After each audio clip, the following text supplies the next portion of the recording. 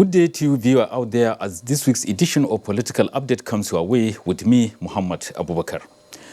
As usual, we have in the program news of interest in the political arena, notable of which is the recent celebration of 80th birthday by the immediate past national chairman of the APC, John Odige Oyegun, just as the opposition People's Democratic Party commences screening of governorship aspirants on the forthcoming elections in Kogi and Bayelsa states. Also in the program are reports on happenings around other opposition political parties like the African Action Congress, Action Alliance, and the People's Redemption Party as they continue to prepare for future challenges politically. And an appeal by a federal lawmaker for the warring communities in Taraba and Benue State to sheath their swords for peace to reign. We begin the program in Abuja, where who is who in the country's political arena recently converged in solidarity with the immediate past national chairman of the All Progressives Congress, John Odige Oyegun, who recently marked his 80th birthday. State House correspondent Jide Onufade was there for us. In the name of the Son and in the greatest name of the Holy Spirit.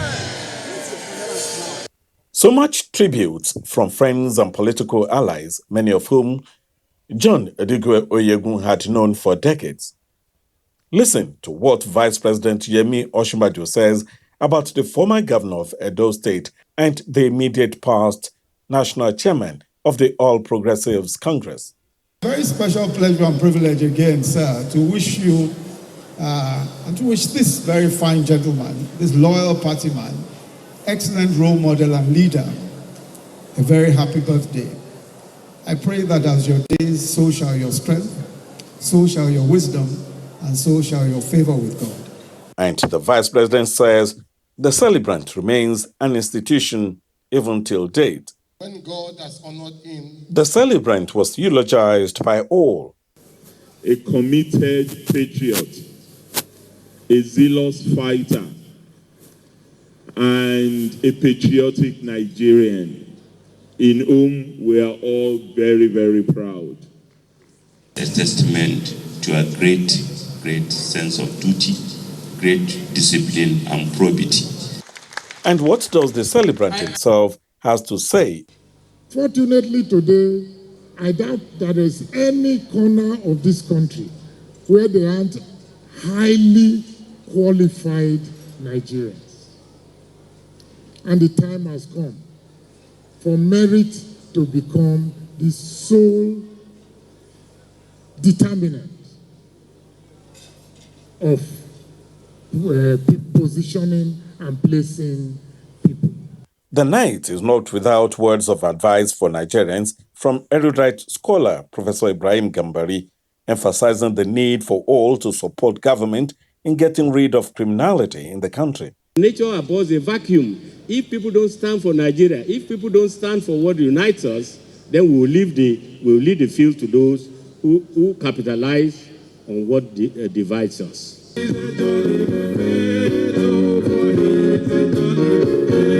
Odige Oyegun was born on the 12th of August 1939 and attended Holy Cross Catholic Primary School in Benin, St. Patrick's College in Asaba, and bagged Bachelor of Science in Economics in 1963 from the University College, Ibadan.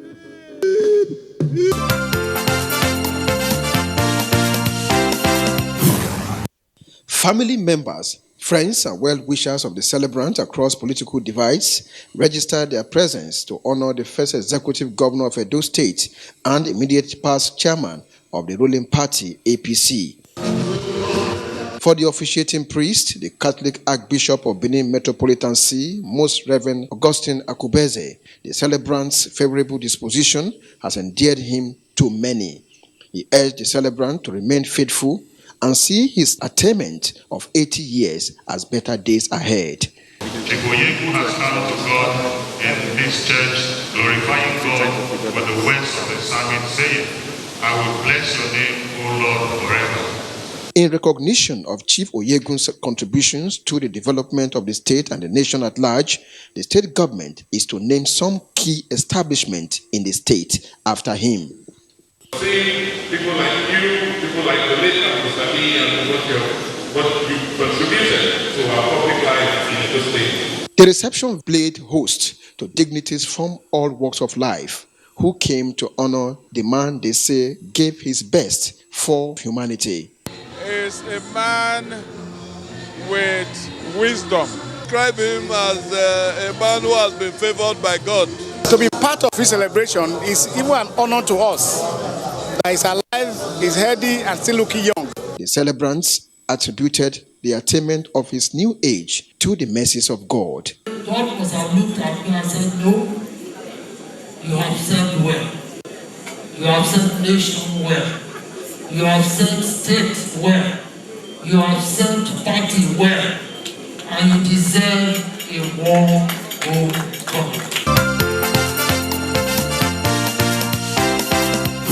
Still in Abuja, ahead of the forthcoming primaries to determine who fly its flag in the November 16th governorship elections in Bayelsa and Kogi states, the opposition People's Democratic Party has commenced screening of aspirants with interest on the ticket. Political correspondent Timothy Yusuf tells us more.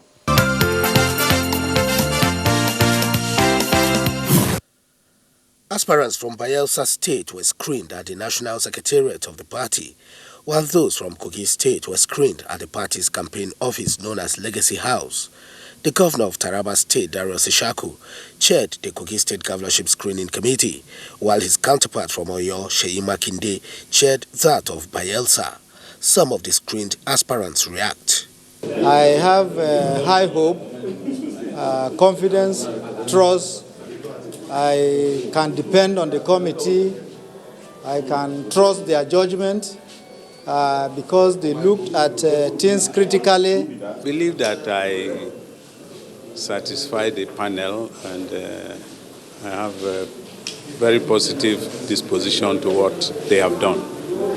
I have serious confidence in the screening committee, and they were very professional with their screening, and I believe that everything will be fine. The chairman of the screening committee for Kogi State, Governor Darius Ishaku, described the exercise as successful. The biggest word of advice I will give to them aspirants is that there has to be a sportsmanship spirit.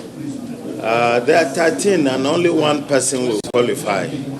So there is a need for them after the primaries to collapse and support whoever emerges as the winner, without which they will not galvanize the strength and weight to be able to fight and wrestle the mantle of leadership from the state. And from all those that we have interviewed, out of the whole 13, they spoke very well, and they spoke about comradeship. They spoke about once if they lose, they will cooperate with whoever emerges as a winner. And we were very pleased with such a cooperative spirit. 13 aspirants were screened for Kogi governorship election, while 20 were screened for that of Bayelsa. More on political parties, the leadership of the African Action Congress says it is poised to contribute its own quota to national development, having overcome the leadership tussle it faced. The party's national chairman, Dr. Leonard Enzenwa, spoke with Timothy Yusuf on this and other matters around the party. We are firmly in control of affairs. You have people who might have some misgivings and all that, but with time that will be taken care of. AAC is not in any way involved in what is called Revolution Now protest. AAC has never been involved in such a thing called Revolution Now. You should ask yourself one basic question. Why would the word revolution come into place when we have a democratic setup? So, straight to your question, AAC is not involved in any Revolution Now protest. And AAC has disassociated itself from the suspended and expelled former national chairman of this party. The position of AAC is that we are not involved in whatever is going on with the former chairman of this party, the expelled former chairman of this party. Yes, what we're doing basically, we have started, a reform and agenda. We have a reform agenda that is anchored largely on rejigging, restructuring, and rebuilding the party. What we're doing basically now is to retool the party, and part of the retooling process is what is taking place, where people or some former party members that have been causing disharmony in the system has got to give way for the right thing to be done. So in contributing to the development of this country, the party is internally, as I were, trying to put its house in order. So that is part of the contribution. The second contribution is that going forward, the party will be deeply involved, engaging with all stakeholders, because in trying to develop this country politically and otherwise, it's not only a political party that will do that. There are other stakeholders that are going to be involved. We are weighing options, we are weighing opportunities, we are weighing alliances, how we can work together to get a formidable front on how we can build and contribute to the development of this country. I will tell Nigerians that this country is a uniquely blessed country. There's no country like Nigeria. I have traveled extensively across the globe. I have seen things. I can tell you this is one of the most peaceful countries where you are, except you commit a crime, you'll be caught, just like every other country. This is a country where you are, if you earn your money legitimately, you sit back, eat your money, and you rest. This is a country where you are, nobody troubles you. But because of what has happened in the last few years, Nigeria is under enormous turmoil. And the only way we can address this is not to create more problems for the country. And that is why we think that the move to call for revolution was a move to dismember this country. And that's why we don't like it. So what we're saying is this. In a time like this, Nigerians should be very calm. Nigerians should be prayerful. Nigerians should see his or her brother. We see every person as his or her brother. Nobody should get to issues where ethnicity, religion, tribalism, and all that, because this country is blessed. This country is a powerhouse in Africa globally. Have you asked yourself, why is it that any Nigerian that leaves the shores of this country and go to any country, just overnight, this person excels? Have you asked yourself, what is the DNA that is responsible for Nigerians to excel? And when they come here, they get frustrated and all that. Those are the things that AAC is bent to change democratically and not by any other means, because we are signed up to the constitution of this country and will not do anything that will cause problem or crisis in this country.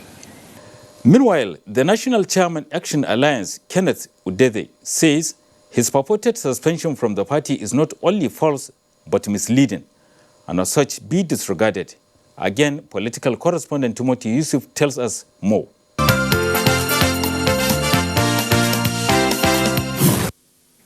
Udeze, at a media briefing in Abuja, explains that the matter of his suspension as well as that of the National Secretary are subject of litigations at the FCT High Court. He appeals to the Independent National Electoral Commission not to act upon any correspondence from any person or group of persons or attach any value to same, suggesting that the National Chairman and the National Secretary have been suspended. We want to make it abundantly clear to all party members across Nigeria and all Nigerians that I, Chief Barrister Kenneth Udeze, and Venimbe A. James, the National Secretary of Action Alliance, respectively, except and until decided otherwise by a competent court of law in Nigeria, remains the National Chairman and National Secretary of Action Alliance, respectively. He implores the party members to remain loyal to constituted authority. In a related development, following the inauguration of a low-key 3 high-powered committees set up by the People's Redemption Party, former Chairman Independent National Electoral Commission, Professor Atahiru Jega, while speaking on behalf of other members of the committees, said he would do his best for the party by identifying what was needed to reposition it for the task ahead as the only party that offers promises of politics of integrity, principles and ideas. A press statement from the party disclosed that the National Working Committee of the party was also inaugurated after the 63rd in the series of its NEC meetings. That party's national chairman, Falalu Bello, called on all supporters, members and even non-members to send in suggestions on how the committees are to handle their assignments with a view to repositioning the party. Away from politics, Representative Usman Danjuma Shidi of Wukari Ibi Federal Constituency, Taraba State, has called on the federal government and other well-meaning Nigerians to wade into the perennial crisis between the Tifs and Jukun in Benue and Taraba State. He said this while addressing pressmen on the issue in Abuja, among whom was Kenneth Nanim. Representative Usman Danjuma Shidi believes the crisis between the Tif and Jukun has political undertone, regretting incessant incidents of armed robbery, banditry and kidnapping at the borders between the two states, despite peace-building initiatives by stakeholders in the areas. Representative Danjuma is worried that much has not been achieved. I was there. Senator Sunsuan was there. The deputy governor of Benue State was there. Our deputy governor was there. All stakeholders, political stakeholders were all there. We met, we discussed how to make peace. They could even constitute committees from both sides, 10 from both sides, to see how this can be resolved. And yet we have no result. So I want to believe that the criminals that are all doing this, if they pick up Ghana, this will stop. I hereby call on federal authorities to intensify their search for the apprehension of the hundreds of criminals terrorizing lives of citizens in Taraba and Benue State. The lawmaker also expressed concern over recent protests in Abuja by some groups who allegedly pointed accusing fingers on some notable politicians from his area. I cannot keep quiet while some miscreants of this group took to the streets in Abuja, demeaning the personalities of General Tiwa Danjuma and the governor of Taraba State, Architect Darius Ishaku. He also expressed contrary view over call by some people for the relocation of the university located in Wukari. We have instances some universities, like Maduguri, where even Boko Haram went and bombed. We have crises in Ibiza area. We have crises in Kaduna Polytechnic. We have crises in universities, several universities, even Afe Motakeke in Ife, even Unilag. Has anybody called that they should close the university or send the university to locate the university somewhere? Has any federal university in Nigeria have been located because of crisis? Even in Benue University, there was crisis there. Even in the Federal University of Agriculture, there were crisis there. So there are some people that don't want to carry to develop. They don't want the different people to be educated. Having sponsored a motion at the House plenary on the matter in April this year, he called on the citizens of both states and Nigerians in general to put hands on deck in resolving the matter amicably. Next on the program is Political Tidbit segment with Akim Dairo. The Oyinere of Ibadan land, Alhaji Ado Ibrahim, has urged stakeholders of the All Progressive Congress APC in Kogi State to avoid in-house fighting. The traditional ruler gave the advice at his palace in Okene town while he received groups of various governorship aspirants. The governorship candidate of the Action Alliance in Imo State, Uche Nwosu, has insisted that the evidences available to him shows that the 9th 2019 governorship election in Imo State was manipulated in favor of that of the PDP and his candidate Emeka Ihedioha. Nwosu said the evidences from the card readers shows great variances between actual voting and votes declared. In another development, the governorship candidate of the Allied People's Movement in the March 9th 2019 election in Ogun State, Adekunle Akinlade, is asking the election tribunal sitting in Abeokuta through its counsel, Mike Usman, praying it to disqualify Governor Abiodun and invalidate his victory.